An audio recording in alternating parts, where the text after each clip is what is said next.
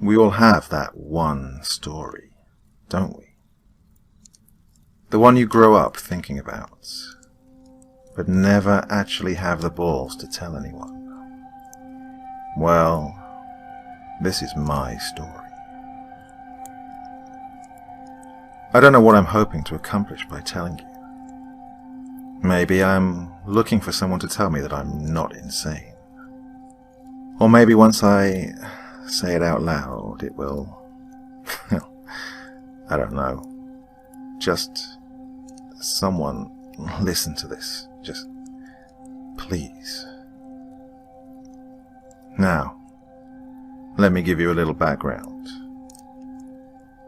20 years ago, when I was 8 years old, and still living with my mum, my friend Dave and I decided that we would brave the house.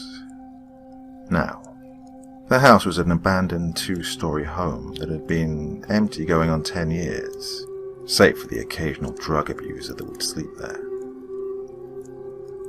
However, that's not what made this particular house special. The standing rumor is what made it really interesting. For as long as I can remember, adults in my neighborhood had told us, the children, that it was haunted. I'm sure it was just their way of getting us not to play in it, though. Nevertheless, because of that, the house had a sort of ominous aura that hung around it. Just looking at that decaying building would give you the shivers. Although, despite our inherent fear of the place, Dave and I decided we would explore this house. We would become legends in our own right. At least, that's what we hoped. It was a Tuesday, all those years ago, and well past midnight, and both of our parents had fallen asleep. The two of us decided we would sneak out, use the night as our cover. We agreed it would be best to meet up in front of the house. Still,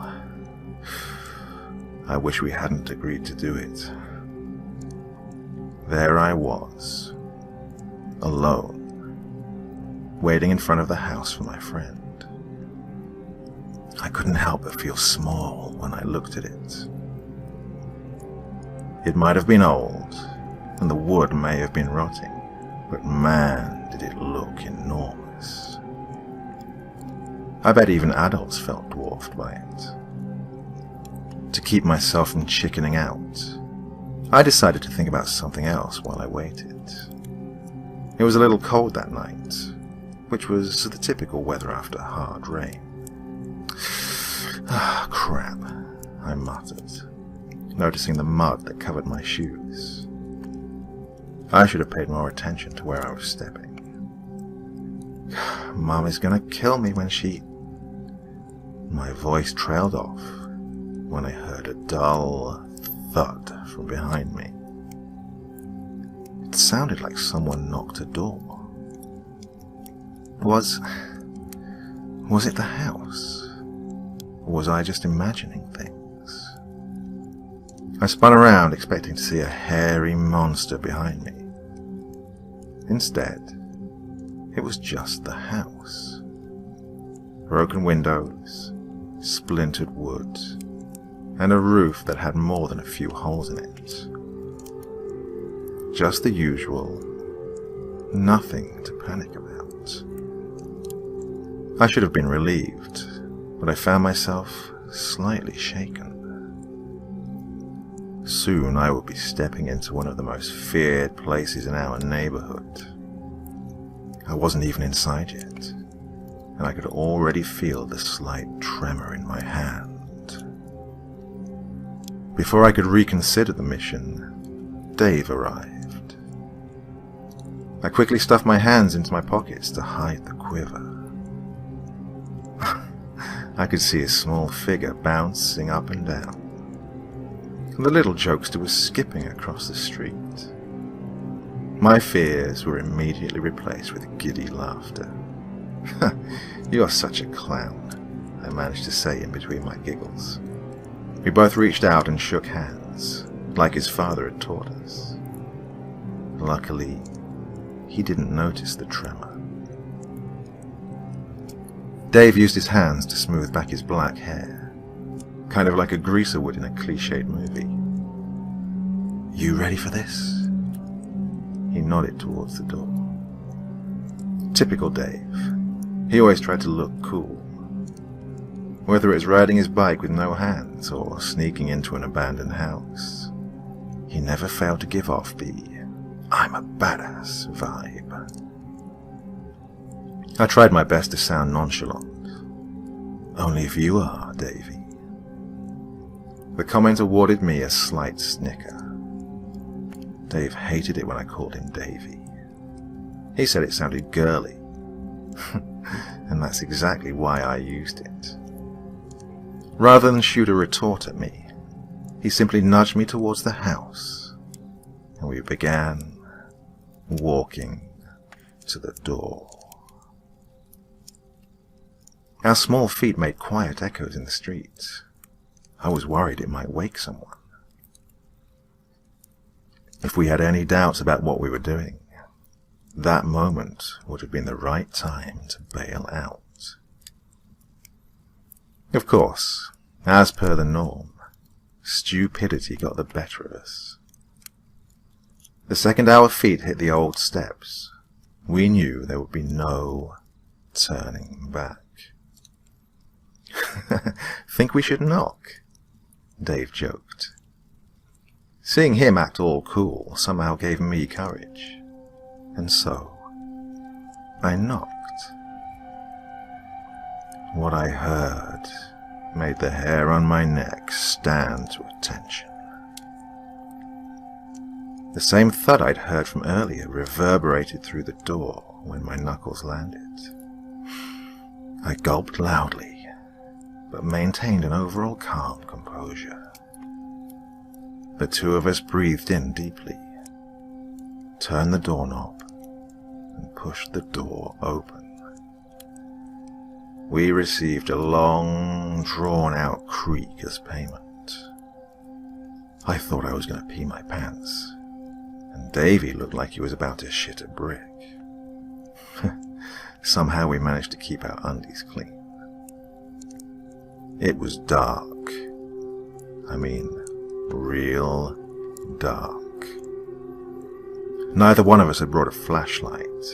We didn't want to accidentally wake up a neighbor by shining a light into their house. Given the circumstances, we decided it was best to use moonlight. Our eyes were met with a dimly lit house. It took a minute to adjust to. The house was littered with trash, covered in graffiti, and was seemingly falling apart all over. And yet, it didn't seem as frightening as we were led to believe. Sure, the darkness made it look spooky, but as I looked at the cracked marble floor, I couldn't help but be reminded of my house. This isn't so bad. Yes, it was me who broke the silence. Do you think the ghost will be pissed that we tracked the mud in the house? Dave laughed and pointed at the floor. Little footprints followed us all over the house. Remind me to clean my shoes before I go back home. I giggled at the thought. Here we are in the big, spooky house, cracking jokes about muddy shoes. It was all fun and games. After familiarizing ourselves with the first floor, which consisted of an empty living room, a kitchen with rotted food in the cupboards, a bathroom with a disgusting toilet, and a curious-looking locked door, we decided to explore the second floor. We ascended the stairs together, Dave leading with his brave face on. The wooden stairs were old, much like the rest of the house, and each step left us wondering if it would collapse beneath us. the ghost is up there?" I asked, half sincere. Dave chuckled at the question. Ghosts probably aren't even real. We'd reached the end of the stairs and were on the top floor. It wasn't a big second story. 2 hallways, one to the right and one to the left. 4 rooms for the 2 of us to explore. "Let's go left," Dave suggested. So we went left and into the first door. The door was already open, so we just peeked our heads in. The first thing I noticed was the hole in the roof. Moonlight was shining through it, and it gave us a faint light to survey the room with. It wasn't a very nice room. Actually, it was kind of like my room. Probably big enough to have a bed, and dresser, maybe a desk could fit in too. We couldn't see inside the closet though. The light didn't quite reach it. Dave looked at me, and I looked at him. "I bet there's something cool in there. Let's go look," Dave suggested with a mischievous smile. Not sure what we were hoping for exactly. A treasure in a closet or something. Just before I stepped into the room, I heard the familiar thud noise. The one that was made before and when I knocked on the door. My heart felt like it was going to stop. The noise was distant, but there was no mistaking it. My first instinct was to run, but I couldn't leave Dave behind. He, of course, paid no mind to it. Hell, he was already in the room, walking towards the closet. And it was at that moment that things went to hell. I never even had the chance to warn him. The second Dave stepped into the center of the room, there was a frightening crack. He didn't have time to react. The wood splintered, the ground beneath him gave way, and he fell through the floor. I nearly jumped out of my skin. Everything in front of me was crashing down. The wood was so old and decayed that it couldn't even support Davy. Dust and dirt flew everywhere. By the time it was over, it was hard to breathe. Wait, Dave didn't make a sound. Did he die on impact? Was he okay? My mind had never raced so fast. "Dave! Dave!" I shouted in between coughs. "Dave, are you okay?" I repeated the question a few more times and waited. After an agonizing minute, I got my response. "I'm okay," he answered weakly. "Not a scratch on me." I peered down the large hole that was now in front of me. Dust was everywhere, but as it cleared I could see him more clearly. There was Dave, and he was completely intact. And guess where I am? I sighed deeply, glad that he hadn't lost his sense of adventure.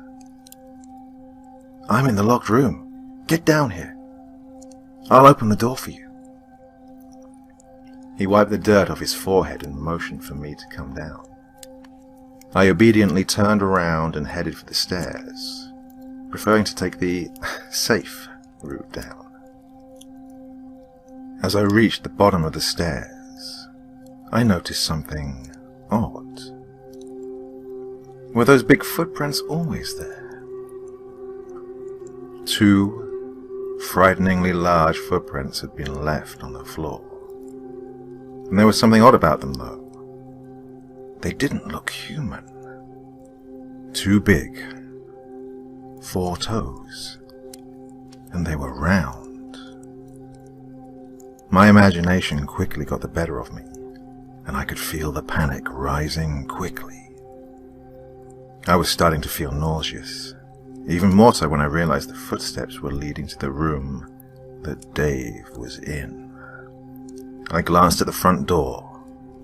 It was open. I could leave right now, run home, and tell my parents to call the police. We didn't have cell phones back then. But I didn't do any of that. I just kept walking towards the locked room. The door was open, and I could see shadows dancing on the door frame. There were two shadows, one big and one small. The larger shadow was pounding into the smaller one. I could hear the blows landing. Thump, thump, thump, thump. Each time it hit, Dave would whimper. I was frozen in place. The door was only a few feet away, but I couldn't bring myself to take another step. I wanted to save my friend, but I just couldn't move. I could only stand there and watch the shadows. Please, stop! Smash! The last hit was harder than any of the other ones. I could hear the bones break from where I was standing. Dave's shadow stopped moving. The larger shadow picked up the frail little body and began slashing into it with what looked like a blade. A dark liquid splashed onto the door and started oozing towards the floor. I wanted to puke. I could feel hot liquid running down my pants. I must have been scared enough to piss myself. I looked at the floor and saw the puddle that I'd made. Oh, it was time to leave. I took one last glance at the door, and what I saw when I looked up still haunts me today. A large humanoid figure stood in the doorway, holding Dave's body. It was too dark to see it clearly, but I got a peek at its eyes. Its big, blue eyes. Big and blue like the ocean, and the waves were rippling with rage. I wanted to leave. No, I needed to leave, but my legs refused to move. They were anchored to the floor. Fear had stopped them completely. My heart, on the other hand, was moving. It was moving very fast. Reluctantly, I stood there, staring at the monster that was holding my dead friend. It didn't take long for our eyes to meet.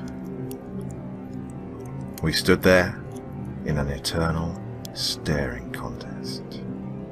I was too afraid to blink. I remember thinking that if I closed my eyes, I would never open them again. It was only after 2 long minutes that I could finally feel my legs again.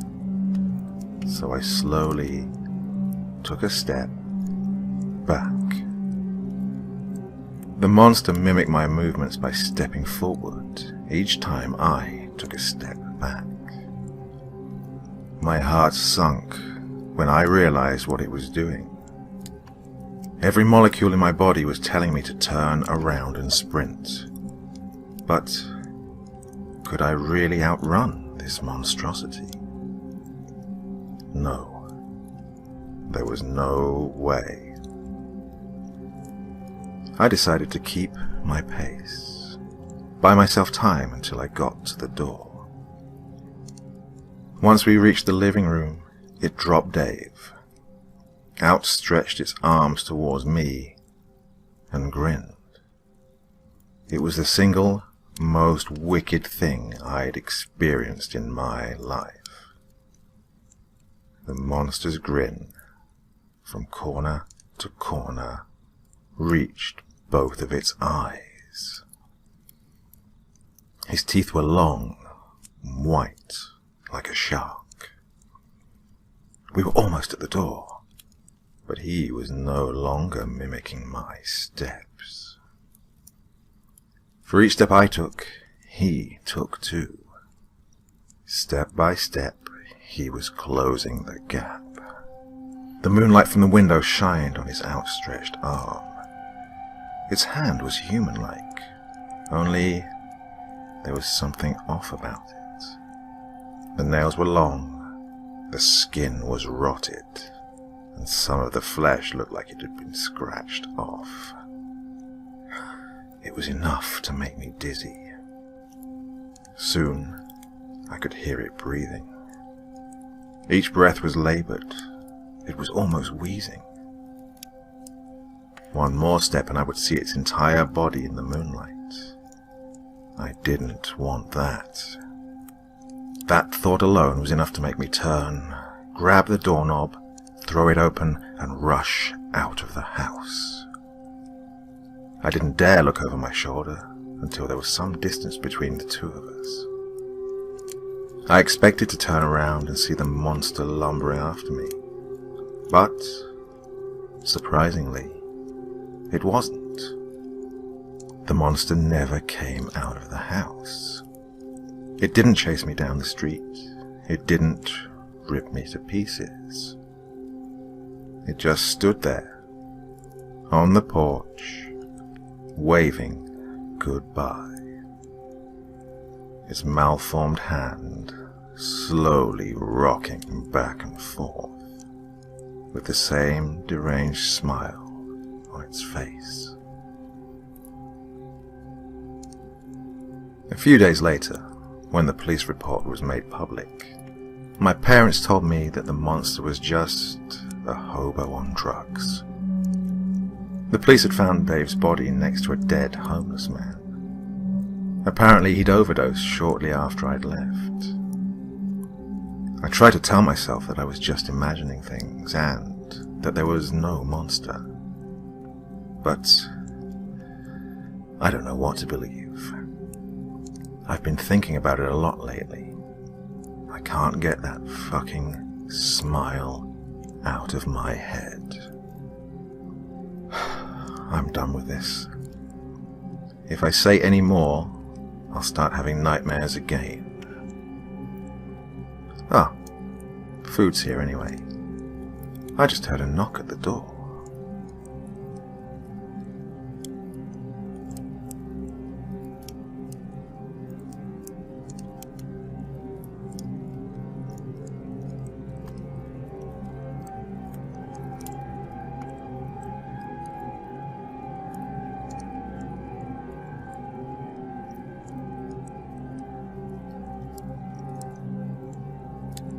Thanks for taking the time to drop by and watch this video.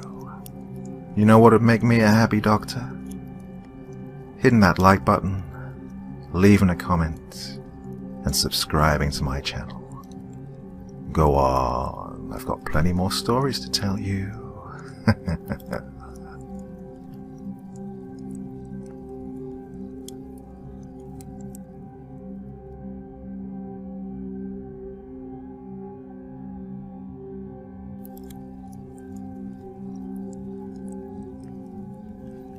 Well, ladies and gentlemen, tonight I'm very pleased to introduce the very first story I'm narrating from Dr. Creepin's Vault, the subreddit I set up for aspiring authors to send stories for me to narrate on this very channel. So, gather round the campfire. I've got a little story to tell you. And it begins right here, right now.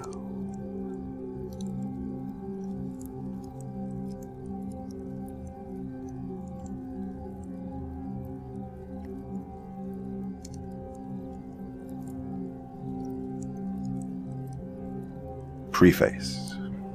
This story is primarily fiction, but the town and farm are real. The main event that led up to the events is a true childhood horror, and it will never leave my mind. I know there are thousands of people who don't believe in God or the devil. I wish I was telling you a God-fearing story of how an angelic being appeared and changed my whole fucked up life. But this is not one of those stories. I'm not sure if God is real, and if he is, I don't know how he allowed such an evil to walk his green earth. I do believe in the devil. I have met his gaze, and I don't think I can ever shake all the hopelessness I saw in those cold black eyes. They were endless pools of black. It seemed as if the light didn't even reflect off of them.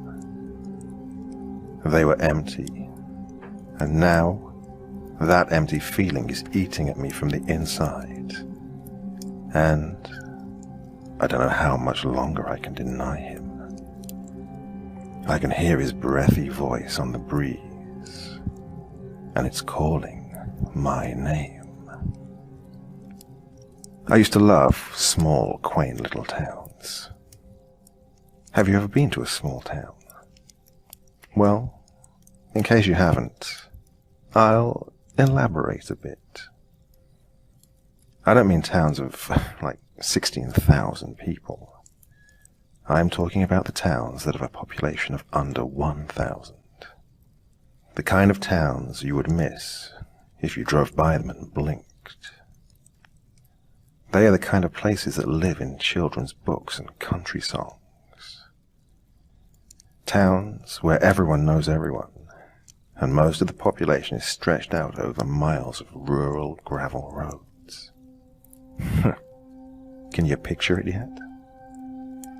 Towns where you have to have a truck because the creek floods when it rains more than an inch.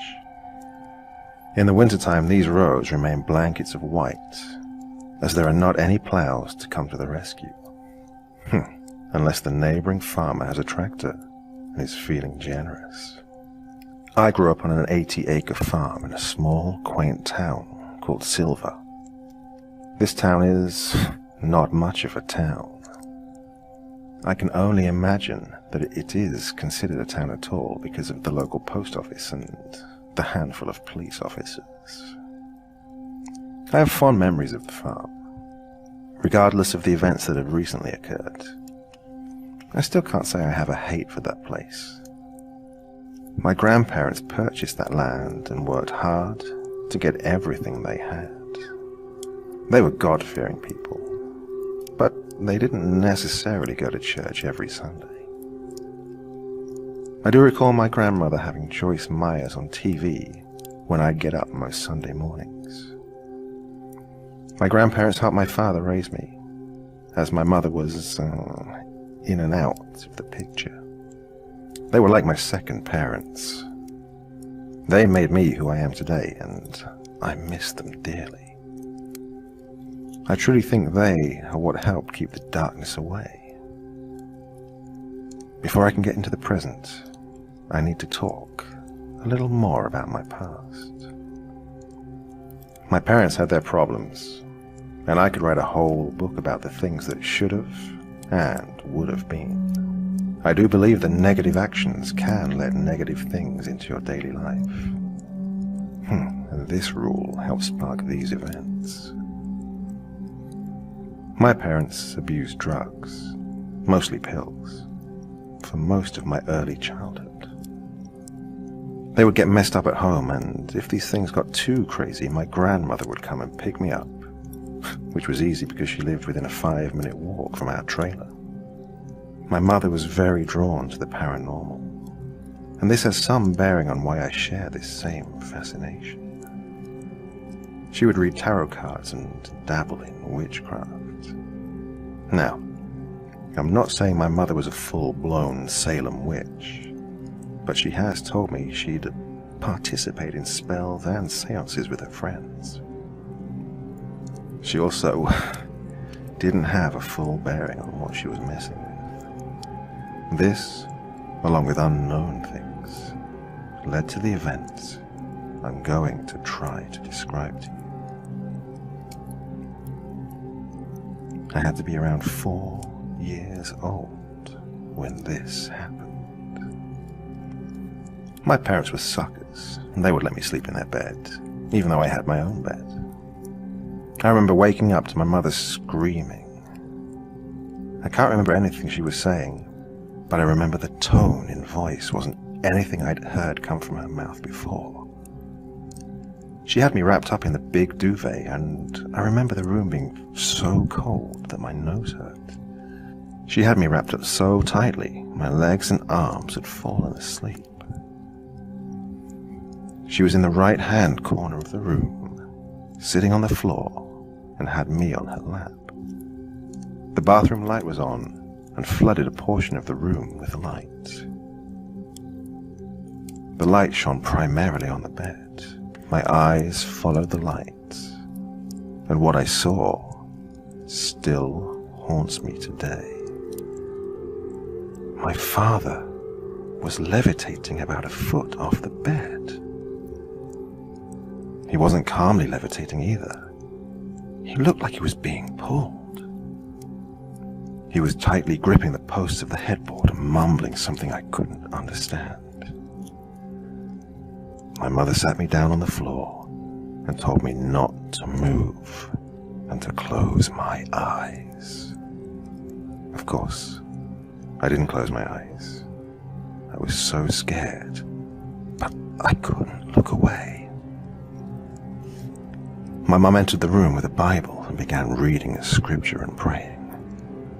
My father began to convulse and flail about, all while still a foot off the bed and hanging onto the headboard. As quickly as it started, it stopped. My father fell to the bed after his body lurched forward. I don't remember exactly what happened after this, but I quit sleeping in my parents' room after that. As an adult, my mother has told me that she saw it leave. She'd called my grandmother when she went to get the Bible. She said it was a very dark shadow. It shot off my father's feet and slithered out of the cracked window in the bedroom the moment my grandmother walked into the house. Now this ties into the story later. The paranormal has always been a part of my life. The supernatural doesn't scare me anymore. It will surprise me from time to time, but I won't allow it to scare me. However, the thing that I've recently encountered does scare me.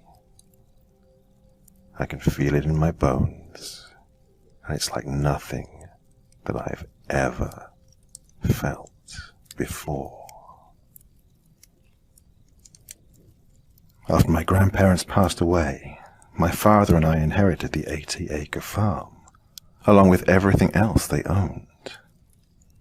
I came down from the city to help my father go over paperwork and get all the affairs in order the day I got the news that my grandmother was gone. It was a happy and sad evening. We stayed in the house that night. We laughed and cried and told stories about the good old days. The house didn't feel eerie at all. In fact, the feeling of the house didn't change until my grandmother was laid to rest. I really think her spirit stayed with us over that week and left after she saw we were going to be okay, and her remains were next to my grandfather. After the funeral, the family all came back to the farm, and we ate and reminisced. With each person that left, the house got colder. I don't mean cold as in temperature. It's as if the atmosphere just began to change. My father was the last person to leave. He helped me clean up and, as he was leaving, offered for me to stay at his house. I had a bad feeling about staying at the farm, but I declined and said I would be fine. He stood there and looked like he wanted to say something to persuade me to leave with him, but he didn't. I walked him out to the truck and waved goodbye to him. I stood in the opening of the garage door and lit a cigarette. I hadn't smoked for weeks, but this week had earned me a few smokes. The floodlights were drawing what seemed like 1,000,000 bugs to the area I was standing in. I swatted a swarm of them out of my face and went to the garage and flipped off the light. It was so dark. If you've never been in a rural area at night, you're missing out. You can see stars you didn't even know existed. I felt like I could see entire galaxies out there. But when I turned the light off this time, I didn't feel adventurous. I felt scared. I questioned myself. Why are you scared? You grew up here. You've been in this yard when it's dark too many times to count. But there was an uneasy feeling in the air. I flipped my cigarette out onto the gravel driveway, and right as I hit the button to close the garage door, I heard something scrambling around on the tin roof of the garage. I hurriedly opened the door that led into the living room and locked the door behind me. As the garage door was closing, I saw a glimpse of what looked like something's legs. I closed all the blinds and triple-checked that every door and window was locked. I went to the interior pantry and grabbed one of Grandmother's shotguns and grabbed a handful of shells from the shelf. I loaded the gun, sat down on the couch, and listened. I was holding my breath to see if I could hear anything. I didn't hear anything at first. Then I heard a thump on the roof, and then footsteps. I felt my eyes welling up with tears of fear and anger.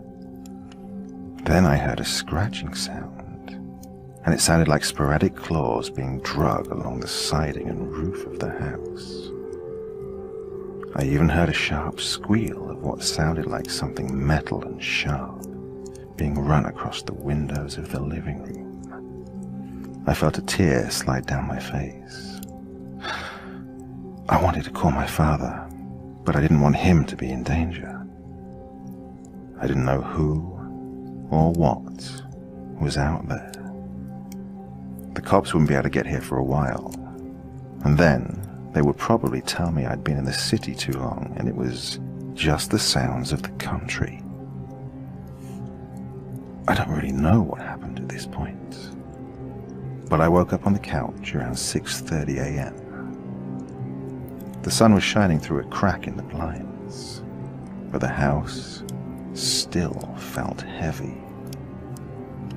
I unloaded the shotgun and put it back in the pantry. I grabbed my keys and my purse and hesitated a little when I went to hit the garage door opener. The door mechanically squealed open, and I cautiously walked outside. I fumbled for my pack of cigarettes and lit one and walked out into the sunlight. I walked to the side of the garage to get into my car when I noticed a strange set of prints on the ground. I still really don't know how to describe them. They kind of looked like hooves, but that would be impossible. I then decided it had to be a large cat, and the dry ground had distorted the tracks, and that had to be what was messing with me the prior evening. I went to my father's house and didn't mention anything that had happened. We still had a few things to take care of around the farm. The fields needed to be mowed, and most of the items in the house were going to need to be packed up. So, he rode back to the farm with me. When we got back to the house, I saw something lying in the driveway. I stopped a few feet away from what it was, and my father got out first. It was a lamb. A mutilated lamb.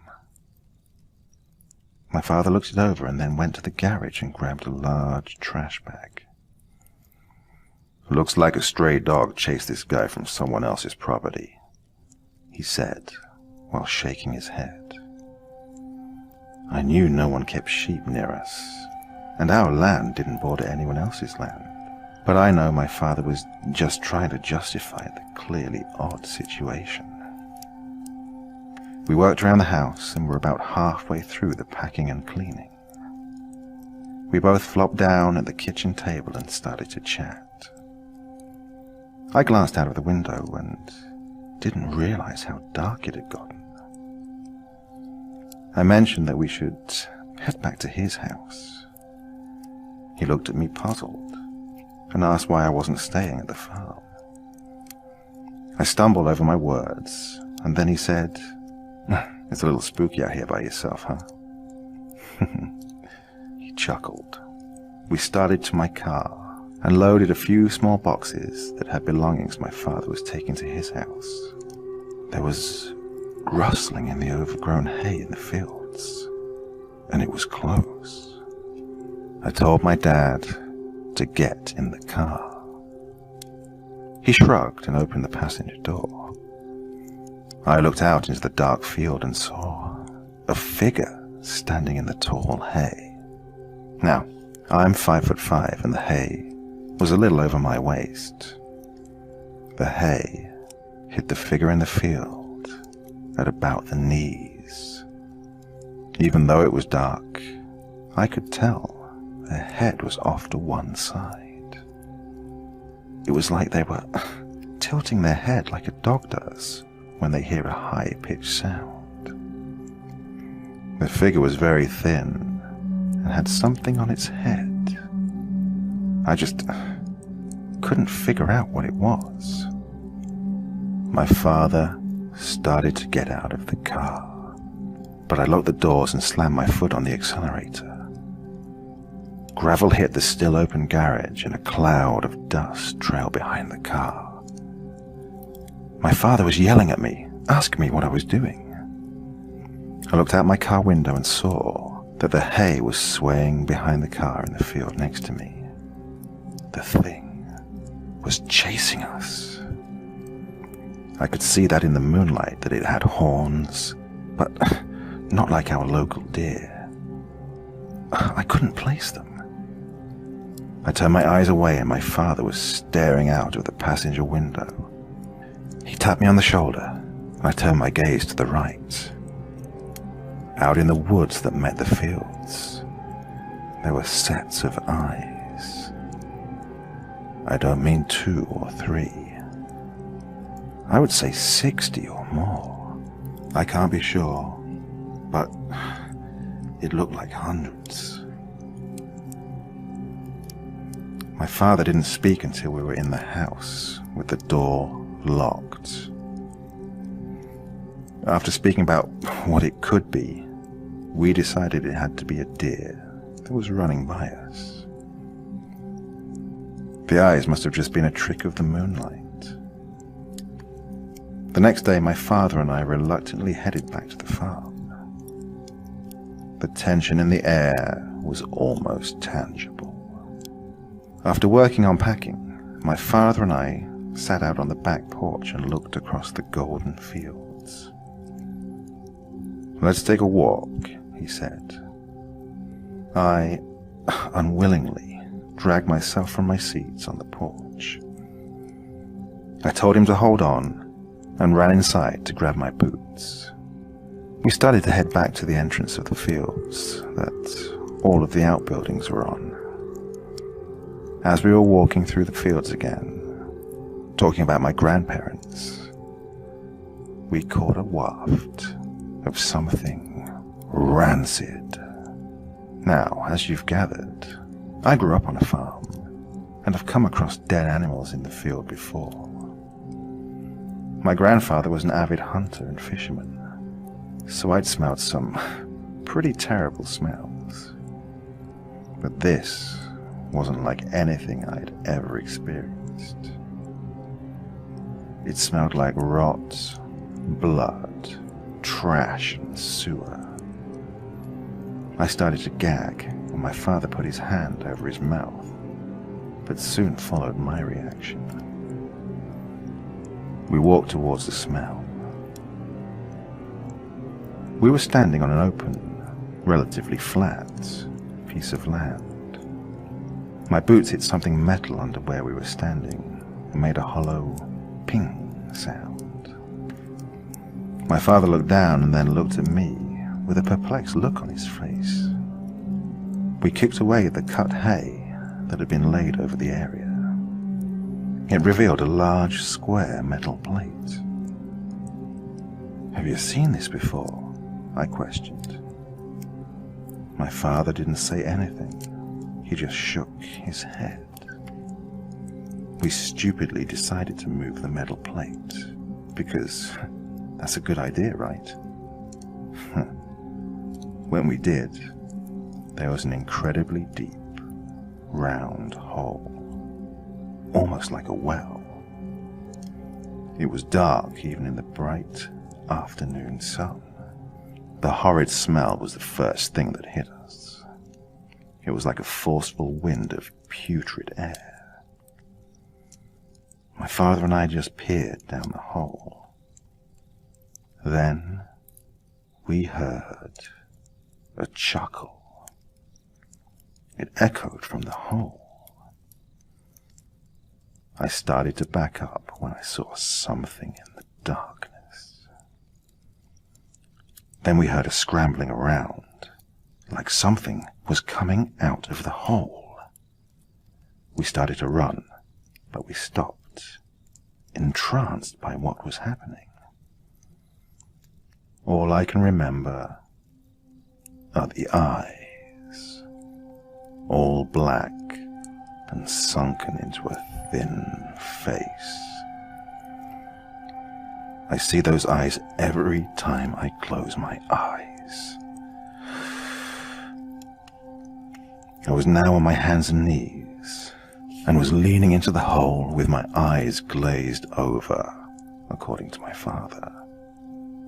My father bellowed, "Move!" and his voice snapped me out of my trance, and I hurriedly crawled away from the hole. My father somehow lifted that metal plate and slammed it down on the hole, and we heard a screech unlike anything we'd ever encountered. It was like a barn owl and a panther, but it was so haunting and loud.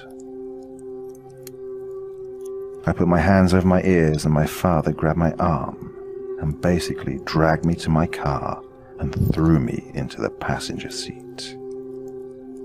We drove in silence, other than the sound of my labored breathing. When we got to his house, he put my bags in the car and told me I needed to go back to the city as soon as possible. He continued to tell me that he didn't know how that hole got there, or what the fuck was going to come out of it, but that he had seen those eyes before. He told me the night he levitated, he saw a shadow at the end of the bed, and it had a hold of his legs, and it had those same eyes. I returned to the city that very evening after I'd calmed down. It's been a few months since this all happened. I think this thing that had possessed my father is coming after me. My grandparents are gone, and there is no one here to protect me. I was looking in the mirror the other day, and I swear I saw my eyes change for a second. I saw those cold, dead eyes staring back at me. I don't know what is going to happen to me, but I know that if you see an 80-acre farm for sale in silver, don't buy it. Please, don't. No matter how much it appeals to you. If you do, you might find yourself looking into those dead, black eyes. And I might be the one looking back at you.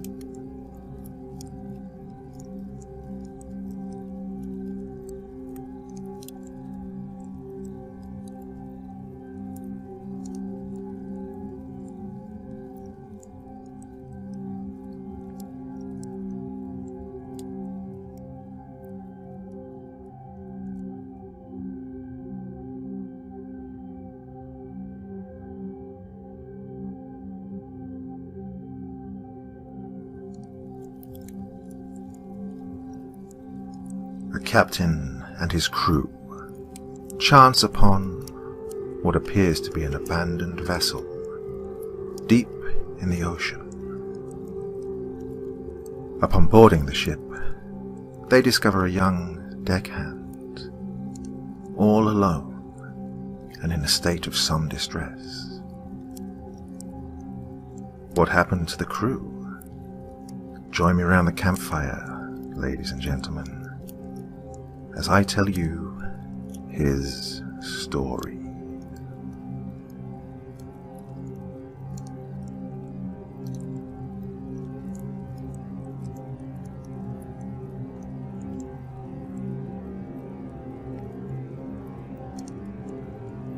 As you might have already guessed, the origin of the term ghost ship has very little to do with ghosts. It was used to refer to ships found at sea without crews. In the early ages of maritime travel, it wasn't unheard of to find a derelict whose crew was washed out to sea by a savage storm or ravaged by the plague. In the mind of the superstitious mariner, this suggested all sorts of outrageous stories. Tales of seafaring monsters and sirens luring unfortunate sailors to their doom were all too prevalent, overshadowing the more likely causes of piracy and sickness. I don't doubt the spreading of such ridiculous tales was due in part to those who wished to scare others off the lucrative field of maritime salvage. Even a small ship could net a lucky crew a tidy sum, not including the boat's cargo. Knowing this, how could these silly stories of haunted boats and their spectral crew sound like nothing more than a clumsy attempt to keep you from a fair reward? I could never believe in those sorts of stories. I knew that their kind was meant for children, and not a rational person, like a true sailor should be. But they did interest me. It was fascinating to hear what wicked tales some fanciful mind had cooked up, and decide just what could have really happened. I never liked the retelling of such folk tales, for the spread of these stories only served to make crews more skittish. I loved to dissect them, and understand what makes us such a superstitious lot. I thought I understood the mind of my fellow sailor, all the intricate little beliefs and fears that made us human. All it took was one simple story to make me realize my own arrogance. I'm going to break one of my own rules by telling it to you, but try to understand. This is more for your benefit than mine. Take from it what you will, but don't think for a moment that I'm just trying to frighten you with silly ghost stories. It doesn't matter whether or not the tale is real, just that you understand the underlying message. There was once a young man who'd grown up in poverty and wanted nothing more than to escape his hard life on land for a more adventurous one at sea. At the age of 16, he ran away and joined the crew of a tramp steamer out of New York. Of course, he had to lie about his age, but the captain understood his situation. It was a harsh adjustment for the boy, but he managed admirably. The shifting waves of the open ocean are far less hospitable to a man's stomach than the solid ground of land. As the newest crew member, he had a great many things to prove, and the best way to prove them was to take any and every job asked of him. Unfortunately, these jobs were always the least desirable ones, often tedious and sometimes dangerous. The boy willingly accepted any challenge offered him. I don't mean to say he didn't enjoy his work. Being worked to the bone afforded him little time to himself, and night watch on the deck gave him ample time for that. He'd often find himself lost in thought as he paced about the deck, staring out over the inking black waters. There was never anything to see upon the lapping waves but darkness, and it made him feel as if nothing existed beyond what he could see in the ship's running lights. It was on one such night that the boy found it. He actually heard it before he saw it. The sound mingled with the crash of waves against the hull, giving it a strangely musical tone. It was like the stretching of metal upon metal, but conducted by an orchestra, a strange and lonely, yearning call. Or so thought the fanciful mind of a boy, not yet a man. In the direction of the sound, he could see the faint lights in the distance. Though it hadn't been foggy that night, the water particles in the air made the light look gaseous and unnatural. As you can imagine, the boy's fancy was excited by the sight. Though he didn't believe in ghosts or monsters at sea, he was by no means curious. As his ship neared the light, the boy saw that he wasn't looking at his first spirit, but the running lights of a boat slightly larger than his own. Rocking perilously at the mercy of the waves, he couldn't see a single soul on deck. Its surface was covered in rust and the detritus left from waves above the deckline. As it bobbed up and down upon the unforgiving sea, the boy realized the creaking hull of the derelict was causing the strange musical notes. From just a single sight of the thing, he knew something was very wrong. His call for alarm had drawn the attention of not only the crew still awake, but half of those sleeping. Within a minute's time, over 20 men, including the captain and first mate, stood staring at the lifeless ship, bobbing upon the waves. Amidst the flurry of excited discussion, the boy caught words like survivors and salvage.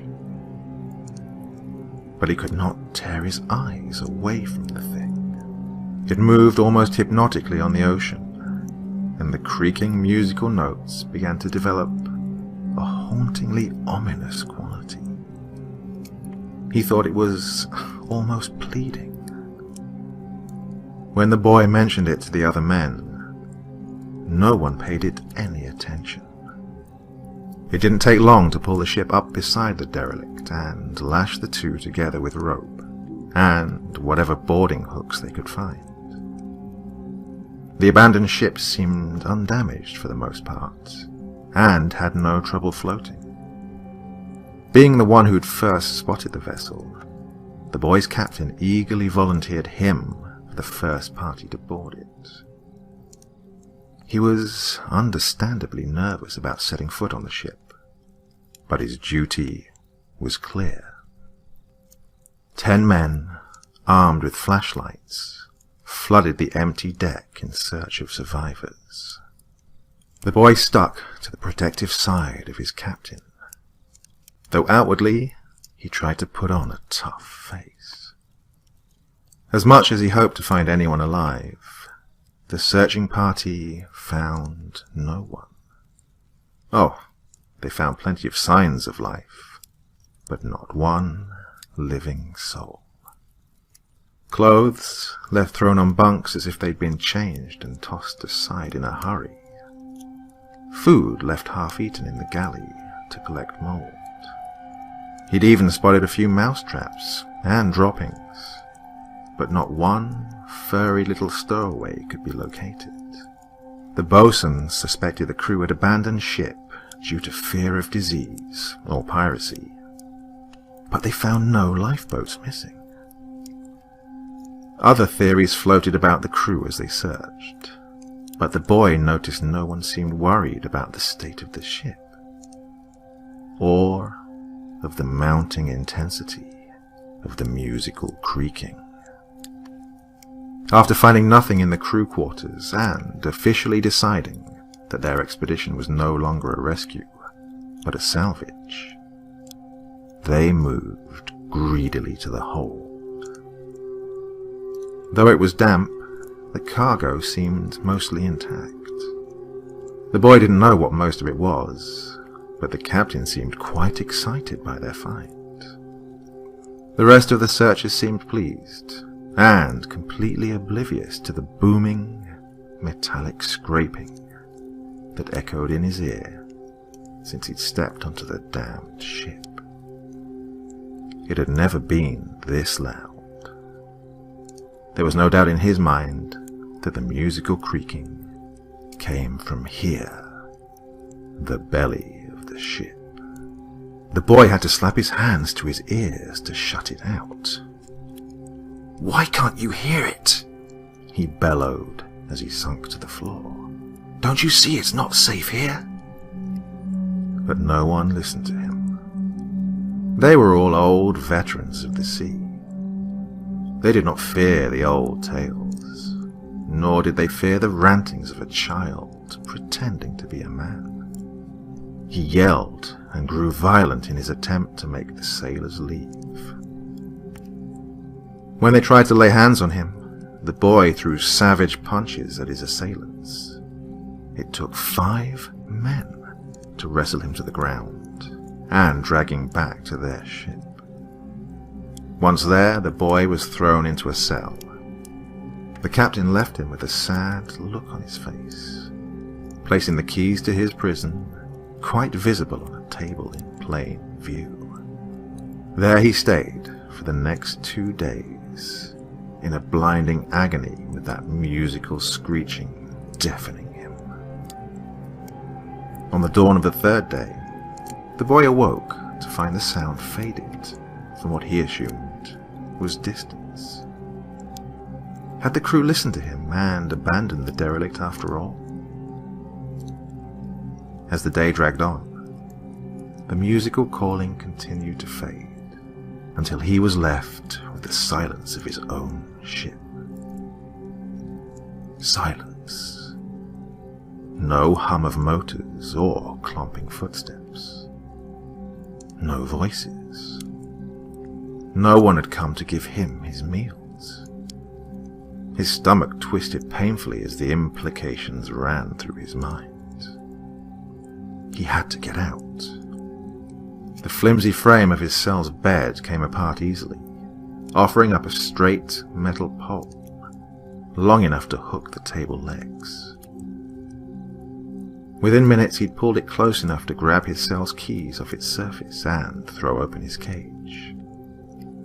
However, the joy of freedom was overshadowed by his growing sense of dread. There was nothing but the echoing sound of groaning metal to greet him. The boy found his ship in a state much like he'd expected. No signs of a struggle, but not a single sailor on board but himself. Just like the derelict, food had been left partially consumed, and clothing left on floors and bunks as if forgotten. What little he knew of the operation of the ship, he could tell the engines and boiler had been left to idle and eventually die from lack of attention. It was as if his entire crew had dropped everything they were doing and left without a word. 47 men had disappeared and left no trace. The worst of all was that the derelict he'd been so irrationally frightened of had gone. In the yellowing evening light, he could see for miles in all directions, but there was nothing he could see, just more ocean. The boy felt oppressively alone in his empty ship on a cold, uncaring sea. Where had they all gone? Did they take the derelict? But why did they leave him here alone? Was his offense enough that his captain would doom him to death at sea? The boy struggled to find a rational explanation for everything, but rationality was in short supply. Every time he tried to think, that creakingly musical, beckoning sound would play in his head and cloud his mind. As you can imagine, attempting to run a steamer that required a crew of at least 20 by yourself would be an impossible task, but he tried. It was more or less just to pass the time until his possible rescue, and keep his mind from wandering to less productive thoughts. The radio did not reach far enough to effect a rescue, and he had no idea how to tell where he was anyway. All he could do was to tend to the ship and hope. But really, it wouldn't matter in the end. As the days came and went, the waves crashing against the hull began to give him nightmares. It was the music of the sea, the incessant drumming of the waves, the piping groan of the hull in protest, and the sad, lonely song of the wind. It all sounded so familiar to him, and, as he realized why, the song had begun to invade his waking world. The lonely, beckoning song of the derelict, but this time heard from the beginning and coming from his ship. It wasn't fear that made him turn off the ship's running lights and destroy its beacon. It wasn't fear that drove him to pile as much food and fresh water as he could comfortably fit into his cell, lock himself in, and throw the keys over the deck. No, it was resignation. So now, you understand why I can't open this door, and why I couldn't tell your captain what happened to the rest of my crew. If I seem calm, it's only because I know there's no helping what will become of me. You've heard the song. I know you have. I can see it in your eyes. You've all heard her lonely call. Whether you realize it or not. But I can tell you will understand. If you truly want to know what happened to my fellows, then by all means stay. I suspect I shall join them soon. I have no doubt you'll never hear word from the derelict or my crew again. And anyone who stays on this vessel will likely disappear as well. Laugh if you like. Call this a silly ghost story. It doesn't matter in the end. But if you want to avoid my fate, then you and your mates need to leave this damned ship. You're probably wondering what brought this curse upon our heads. I did. Was it something in the hold of that devil derelict? Was it something in the air? Or was it really a ghost, ravenous for the souls of the living? Like I said, I don't know myself, but I have my suspicions. I'm sure you do as well. The superstitions of the past aren't lost on me now, and I wonder if the old belief that a boat without a crew cries out in pain, in loneliness. You can hear it now too, can't you? The song. It's the call of the one true siren. A ship with no crew is no ship at all.